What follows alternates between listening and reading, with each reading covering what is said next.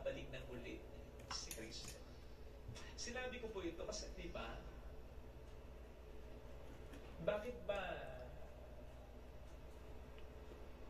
pinag-intulot ng Diyos na bumaha ng napakalaking baha at nalipo lang ng daigdig nung panahon ng Noe? Di ba dahil napakasama na ng mundo? Bakit nga ba dumating sa unang pagkakataon dito sa mundo si Kristo? Ito'y dahil napakasama na ng tao.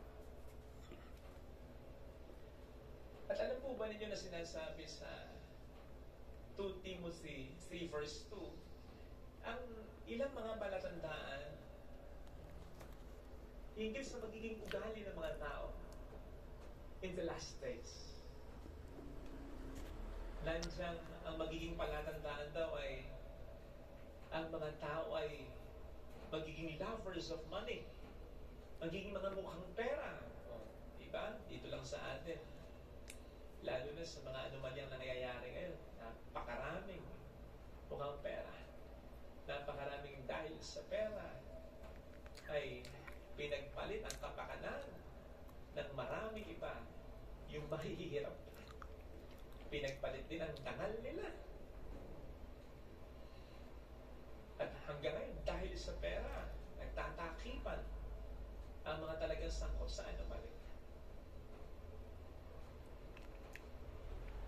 Ang sabi pa, isa sa mga traits ng mga tao in the last days, mayabang, proud.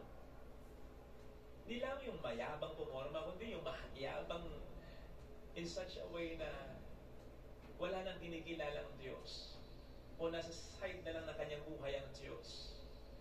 Sapagkat ang kanyang sinusunod sa buhay ay ang kalooban niya, hindi ang kalooban ng Diyos. Ano pa?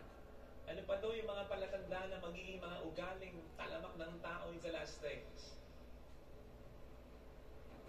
Disobedience to parents. Diba? Daming ganyan ngayon. Kailan ba ako nakakita ng post na apparently, yung anak niyang lalaki nag-post ng picture na may kahalikang kapwa lalaki. Binawal ng ina.